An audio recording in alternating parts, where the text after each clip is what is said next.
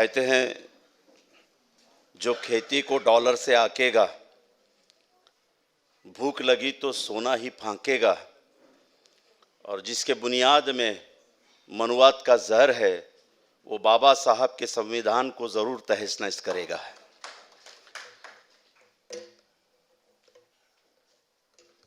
रामटेके साहब 3 रोज पहले हम लोग बल्लार शाह में थे, फिरदौस मिर्जा साहब भी थे। 7,000 पब्लिक में से लगभग 4,000 ये नॉन मुस्लिम्स थे। आदिवासी, अंबेडकरी समाज, ओबीसी समाज के लोग हाजिर थे। परसेंटेज बढ़ाने की बात आपने बराबर कही। बाहर से भी बुलाने से ज़्यादा बीजेपी का जो खेल है वो अंदर से परसेंटेज कम कर देने का है। 19 लाख लोगों के बारे में कोई कुछ नहीं बोल रहा है। जब तक नहीं बोलेंगे तब तक उनकी सिटीजनशिप निलंबित हो गई है, उन्हें वोटिंग का अधिकार भी नहीं रहा है। अभी एनआरसी किसी भी सूरत में हम लागू करके ही रहेंगे, ये वो बार बार बोल रहे हैं। और परसों एक गारंटी उन्होंने दी कि एनआरसी में बाहर होने वाले लोग भी इस देश से नहीं जाएंगे। वो मानसिकता बना रहे हैं कि एनआरसी के ऊपर ज़्यादा से ज़्यादा लोग इस आश्वासन के साथ हमारे साथ में आ जाए कि हम किसी को भी बाहर नहीं निकालेंगे। अगर वो एनआरसी से बाहर भी होते हैं तो ये अमित शाह बार बार गारंटी दे रहे हैं। ऐसे में एनआरसी किसी भी सूरत में लागू ही नहीं होनी चाहिए, हमें नहीं चाहिए, और हम कागज़ नहीं दिखाएंगे। इस एक वचन पे हम सब टिके रहें तो ही हमारी भलाई है, क्योंकि 70-72 के साल में इस देश की शिक्षा का प्रमाण 32% था। केवल 32% लोग पढ़े हुए थे, तो हमारे लगभग 68% लोगों के पास में 72 के पहले का कोई प्रमाण पत्र मिलने का कोई कारण ही नहीं है। दूसरी बात, जो जमीन की मिल्कियत थी 72 में, आप उठाकर देख लीजिए सेंसस भी और बाकी, तो 42% लोगों के पास में ही ओरिजिनल मिल्कियत मिलती है। बाकी कूड़ कायदा में थे, कुछ महसूल की ज़मीन पर बैठे हुए थे। ज़मीन का जो बेसिक सीएए में पहला जो कॉलम है, ए कॉलम, उसमें के जो बेसिक डॉक्यूमेंट है ये इनके पास में नहीं मिल सकते। जन्म नोंदनी का प्रमाण अभी केवल 53% है वर्तमान में, यानी 47% लोग जन्म का प्रमाण पत्र भी नहीं दे सकते। रहिवासी दाखला वर्तमान में सिर्फ 46% लोगों के पास में नहीं है, 46% लोगों के पास में नहीं है। जन्म का दाखला भी वो नहीं दे सकते।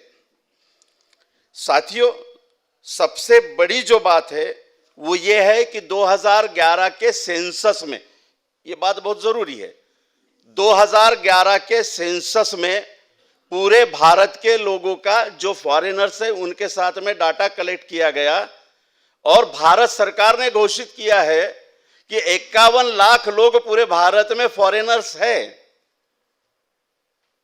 कोई मतलब एनसीआर करवाने की जरूरत नहीं है। भारत के पास में 51 लाख फॉरेनर्स है। ये 2011 का डाटा रखा हुआ है, जिसमें 19 लाख अनऑथोराइज है। जब ये डाटा आपके पास में है 2011 में, तो 2019 में कितने बड़े हो गए? हम पकड़ लेते हैं कि सीमाओं की रक्षक जो है वहां बहुत बड़ा भ्रष्टाचार है और चले आते हैं सब लोग पैसा दे दुला करके, बिरयानी खिला करके, तो कितने आए होंगे? तो हम हमारी सिक्योरिटी फोर्सेस पे भी अगर शक कर रहे हैं, जैसा कि आप कह रहे हैं, तो ज्यादा से ज्यादा और 3 लाख लोग आए होंगे, और 5 लोग आए होंगे, टोटल मिला के 25 लाख हो गए। 130 करोड़ लोगों को लाइन में लगाने की जरूरत क्या है? जब आपके पास में डाटा है, परफेक्ट डाटा है कि 25 लाख लोग फॉरेनर्स है डॉक्टर साहब, तो इतने सारे लोगों को लगाने की जरूरत क्या है? अगर फोर्सफुली लगाया तो क्या होगा, मैं आपको बताता हूं। एग्जाम्पल्स 3-4 देता हूं और आपसे इजाजत चाहता हूं कि आसाम में हुआ क्या था। असल में इनका खेल ये था, एक स्टेटमेंट चुनाव से पहले अमित शाह ने दिया था, और उन्होंने कहा था कि आसाम में लगभग 30 लाख के ऊपर घुसपैठिए है।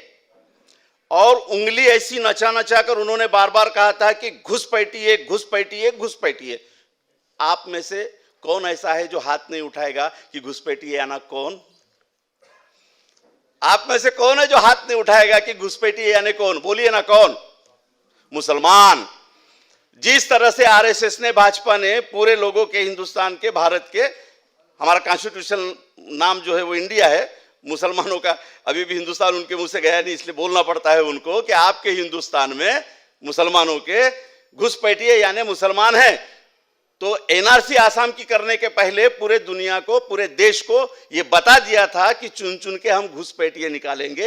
हाथ पैर तब फूल गए जब 40 लाख लोग एनआरसी में नागरिकता से बाहर हो गए। इसमें मैक्सिमम मुस्लिम्स थे। उसके बाद में अपील में गए, 19 लाख अंदर हुए, 5 लाख मुसलमान हैं, 14 लाख नॉन मुस्लिम है। अब इनकी पूरी हिंदुत्व की आइडियोलॉजी ही एनआरसी से फेल हो गई। ये इनका रोना है। सीएए उसी पार्श्वभूमि पे लाया गया है। लेकिन हुआ क्या? भाबन दास नाम का एक आदमी है, नोटिफाइड 340 मौतें हुई है आसाम में खुदकशी की। जो नेट पे अवेलेबल है डाटा सामाजिक ऑर्गेनाइजेशन का, वो 7000 के करीब जाता है। इस बात की गंभीरता को समझिए भारतीय नागरिक होने के नाते कि 7000 लोगों ने खुदकशी की है। ये अनऑथोराइज सोशल ऑर्गेनाइजेशन का डाटा है और नामों के साथ में है। भाबन दास, इन्होंने खुदकशी की, 18 साल जिला परिषद में पढ़ाया, शामिल नहीं हुए, अपील में गए, अपील में भी रिजेक्ट हो गए।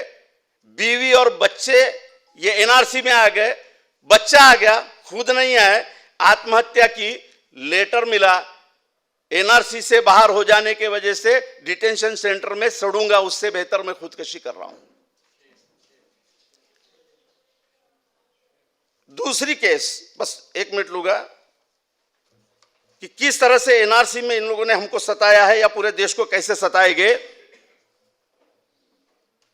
आसाम के खरकुटिया कस्बे के वकील है, साहेब वकील होते, निरोड़ बारन दास वकील, घर में मृत पाए गए थे। उनके शव के पास में 3 दस्तावेज मिले, एक एनआरसी नोटिफिकेशन जिसमें उन्हें विदेशी घोषित किया गया था, और सुसाइड नोट जिसमें उन्होंने खुदकशी के लिए परिवार का कोई व्यक्ति जिम्मेदार नहीं है, पत्नी को पत्र की जो छोटे मोटे कर्ज लिए हैं उसे चुकता करने की और खुशी से रहने की सलाह दी थी। वकील ने खुदकशी की है। तो सर्वसाधारण आदमी पर क्या बीतेगी। इसलिए एनआरसी भी नहीं चाहिए, सीएए भी नहीं चाहिए, लेकिन ये केवल मुस्लिम समाज नहीं कर सकता अकेले। जब तक कि मराठा समाज, ओबीसी समाज, बौद्ध समाज, सिख समाज, ईसाई समाज जैसा आज पीछे खड़ा है वैसा ही खड़े रहेगा, तो हम इसे नष्ट कर पाएंगे। सुप्रीम कोर्ट पे भरोसा मत रखिए, सबसे बड़ी सुप्रीम कोर्ट आप हो, क्योंकि इस देश का मालिक बाबा साहब ने आपको और हमको बनाया है। शुक्रिया।